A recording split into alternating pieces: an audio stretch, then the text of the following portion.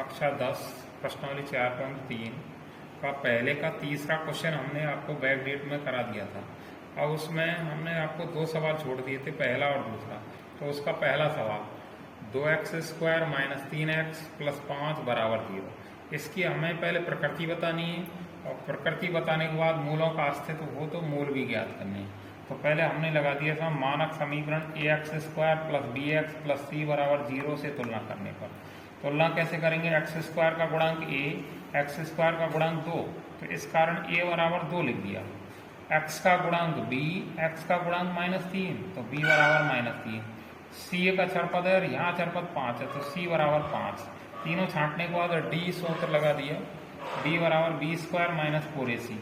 तो d के स्थान पर d, b के स्थान पर हमने जमा दिया -3 का होल स्क्वायर और माइनस का चिन्ह, फिर 4 गुणा a का मान 2 गुणा c का मान 5।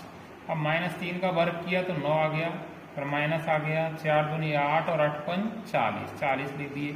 ऐसा मान चिन्ह किए तो घटा दिए 40 में से 9, तो हमारे पास बच गए -31। अब 31 जो लिखा हुआ है माइनस का 0 से छोटी है, तो हमने लिख दिया यहाँ d लेस देन 0, अर्थात d का मान 0 से छोटा है।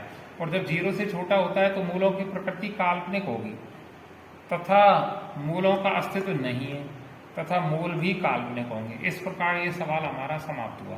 अगर ये प्लस का 31 होता तो d ग्रेटर देन 0, अर्थात d का मान 0 से बड़ा होता, तब हमें मूलों की प्रकृति वो बतानी पड़ती है और मूल भी ज्ञात करने पड़ते हैं। तो इसका दूसरा सवाल दूसरा लिखा गया है 3x² माइनस 4 रूट 3 प्लस 4 बराबर 0। तो यहाँ भी छांट ली हमने a, b और c। तो a का मान 3, b का मान -4 रूट 3 और c का मान 4। वही d सूत्र लगा दिया, d बराबर b² माइनस 4ac और d के स्थान पर d बराबर की जगह बराबर, b की जगह जमा दिया -4 रूट 3 का होल स्क्वायर, फिर -4 के 4, a का मान 3 गुणा c का मान 4। अब इसके वर्ग को कैसे खोलेंगे? माइनस गुणा माइनस करेंगे, प्लस 4 गुणा 4 करेंगे तो 16, और रूट 3 गुणा रूट 3 करेंगे तो 3, और 16 गुणा 3 करेंगे तो 16 थी 48। ऐसे इधर गुणा किया, 4 किया 12 और 12 गुणा 4 किया तो 48। अब 48 में से 48 को घटाया तो क्या बचा? 0। तो यहाँ d का मान क्या आ गया? 0, अर्थात तो यहाँ d बराबर 0 है।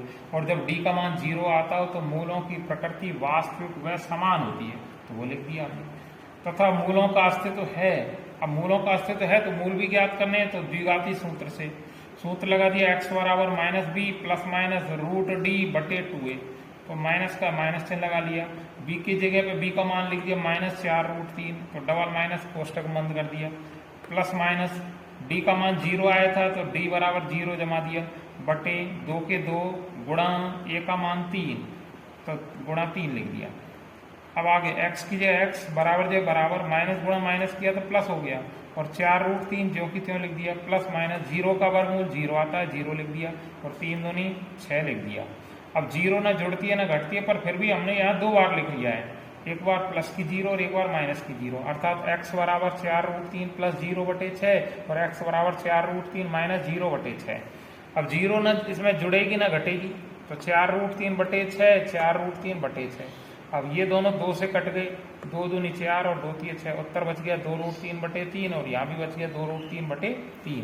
तो दोनों हमारे मूल बराबर आए। अब इस चाहते तो इस सवाल को हम -b बटे 2a इससे भी हल कर सकते हैं, और ये उत्तर आता। माइनस का चिन्ह लगाते हम, और b का मान था कोष्टक -4 रूट 3 और बटे 2a, तो 2 गुणा a का मान 3, माइनस गुणा माइनस करते प्लस 4 रूट 3 आ जाता, वही 4 रूट 3 बटे 6 हो जाता, और ये 4 रूट 3 बटे 6 हमारे पास यहाँ आ रहा है, तो वही उत्तर आता है। तो इस प्रकार आपका सवाल समाप्त हुआ। ठीक।